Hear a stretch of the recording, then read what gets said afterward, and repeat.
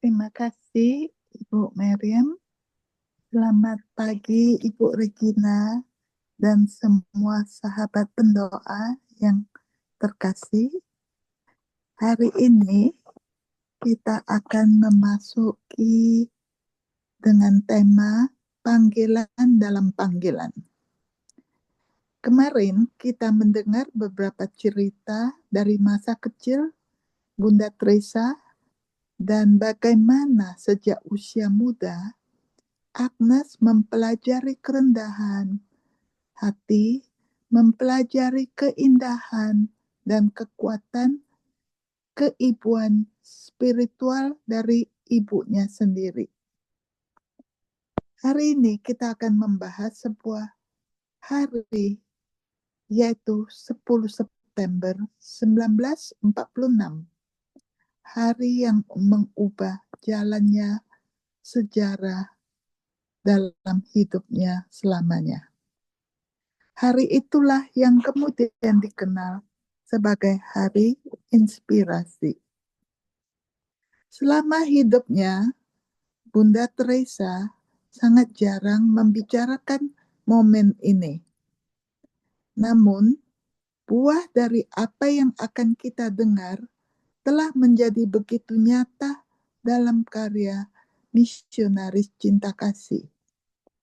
Sebuah ordo religius yang kini menjangkau lebih dari 130 negara dengan ribuan suster, bruder, imam, dan misionaris awam.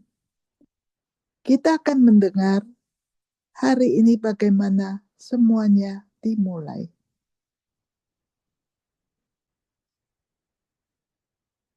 Mari kita mulai.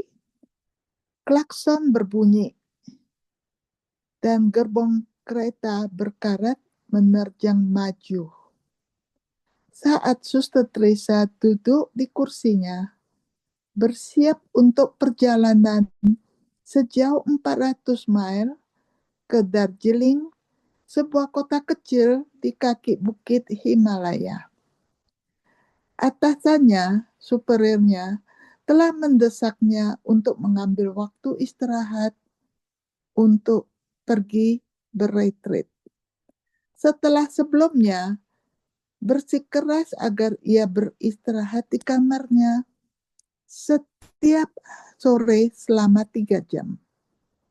Para susternya menyadari dadanya yang lemah dan sangat khawatir akan kesehatannya yang menurun. Mereka khawatir ia mungkin tertular TBC jika ia terus bekerja dengan kecepatan yang tidak kenal lelah. Sementara para susternya takut akan potensi penyakit fisik, penyebab sebenarnya dari masalah Teresa lebih bersifat spiritual. Teresa tidak merasa tidak bahagia menjadi seorang biarawati. Sebaliknya, ia mendengar panggilan untuk menjadi milik Yesus. Pada usia muda, 12 tahun, dan dengan gembira mengejar keinginan hatinya untuk menjadi seorang biarawati. Ketika ia meninggalkan rumah pada usia 18 tahun, ia menerima panggilannya dan mengambil nama baru Teresa yang terinspirasi oleh Santa Teresa dari Lisieux dan panggilannya untuk mencintai khususnya melalui tindakan-tindakan kecil dalam situasi-situasi biasa. Tidak ada keraguan dalam benaknya bahwa Tuhan telah menciptakannya untuk panggilan ini. Namun, betapapun ia mencintai sesama suster, murid-muridnya, dan pekerjaannya di Bengal, hatinya tetap gelisah dan tidak tenang.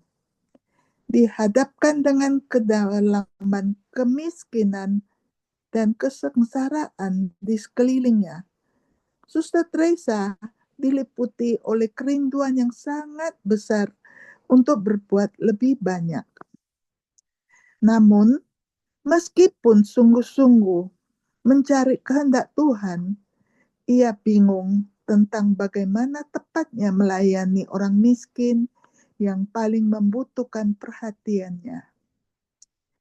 Ia sangat sedih sampai meneteskan air mata karena harus terbaring di tempat tidurnya, sementara ada begitu banyak yang harus dilakukan.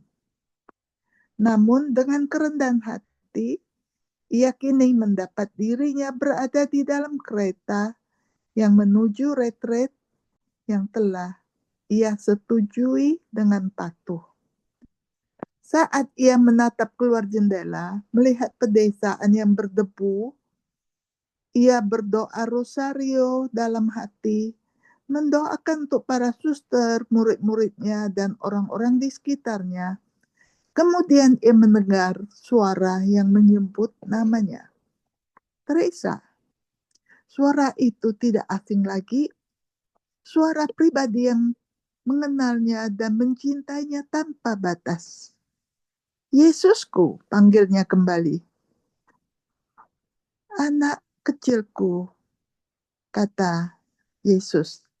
Lalu Yesus berbicara kepada hatinya, menyingkapkan hatinya sendiri, dan di dalam kerinduannya dan dahaga bagi jiwa-jiwa yang paling membutuhkan belas kasih dan keselamatan, Yesus meminta dia untuk membawanya ke rumah-rumah dan jalan-jalan saudara-saudarinya yang paling hina, untuk melayani yang paling miskin dari yang termiskin. Bagaimana aku bisa? Tanyanya. Ia hidup bahagia sebagai biarawati Loreto, taat kepada atasannya, mengabdikan diri pada ajarannya, dan mengabdikan diri kepada sesama biarawati. Mengikuti panggilan baru Kristus berarti menempuh jalan yang tidak diketahui. Jalan-jalan yang sudah ia ketahui tidak akan mudah atau tanpa penderitaan. Di kemudian hari, Bunda Teresa akan menulis surat kepada Uskup Agung Kalkuta dan berbagi dengannya apa yang Yesus katakan kepadanya. Dia menulis, semakin aku berdoa, semakin jelas suara di hatiku.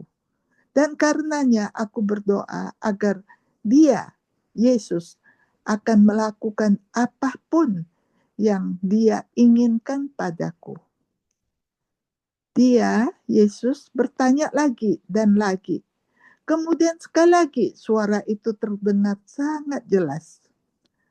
Engkau selalu berkata, lakukanlah padaku apapun yang engkau inginkan. Sekarang aku ingin bertindak. Biarkan aku melakukannya. Jangan takut, aku akan selalu bersamamu. Yesus tidak menyembunyikan siksaan yang akan dideritanya, tetapi dia mengingatkannya tentang jiwa-jiwa yang dipertaruhkan. Saat itu belum ada ordo religius yang peduli terhadap anak-anaknya yang malang di jalanan, dan pekerjaannya melalui Teresa adalah untuk keselamatan mereka. Maka Yesus memanggilnya, mari anak kecilku, mari, mari jadilah terangku. Pertukaran ini berlanjut selama 8 hari, selama retreat. Dan Suster Teresa menuliskan semuanya. Yesus terus menariknya lebih dalam, memohon kepercayaan penuh dan iman butanya. Dia mengungkapkan rincian rencananya yang cermat, bahkan menyebutkan jubah kongregasi yang harus mereka kenakan.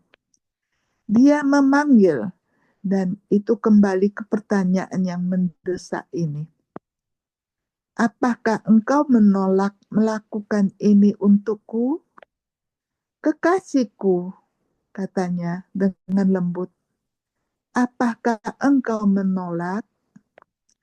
Suster Teresa akan melanjutkan panggilan pertamanya untuk menjadi milik Yesus sebagai seorang biarawati religius.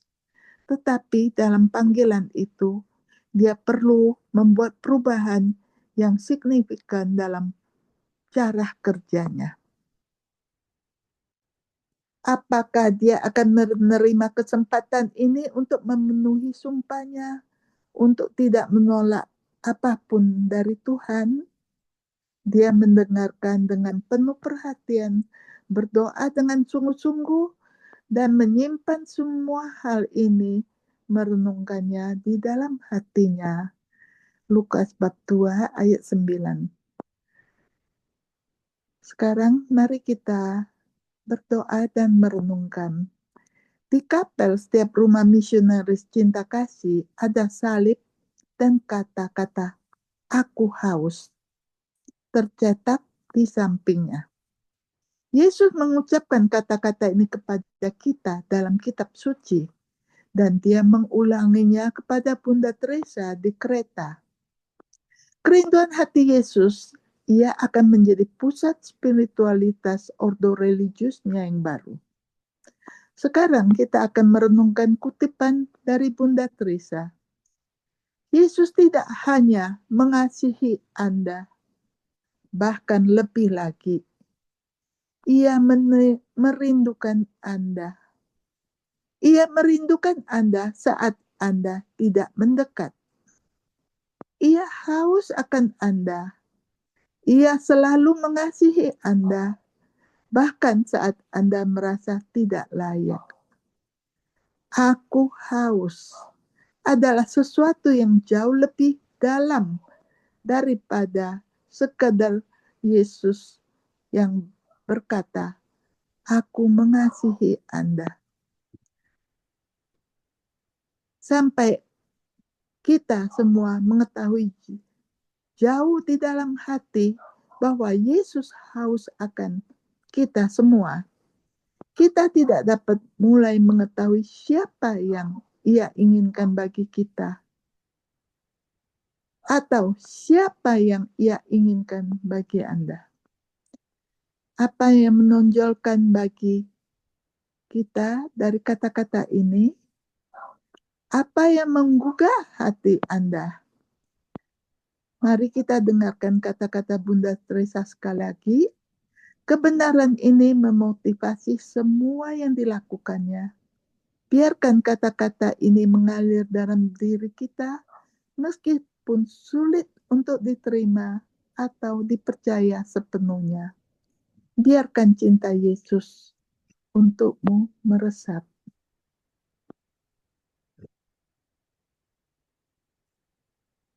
Mari kita ingat kata-katanya dalam pikiran kita.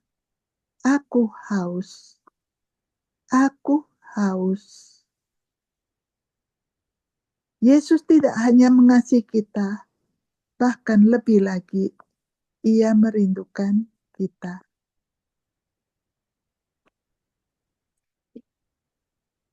Mari kita berdoa. Tuhan Yesus, Engkau berkata, "Aku haus" di kayu salib, dan Engkau mengatakannya kepada kami di sini dan saat ini. Kami mempersembahkan diri kami dan seluruh hidup kami untuk memuaskan dahaga-Mu akan cinta. Tolonglah kami, Yesus, untuk menjadi terang-Mu dan membawa-Mu kepada mereka yang kesepian, yang lapar, dan yang tidak dicintai di komunitas dan rumah kami sendiri. Jadilah bagi kami sesuai dengan kehendak-Mu.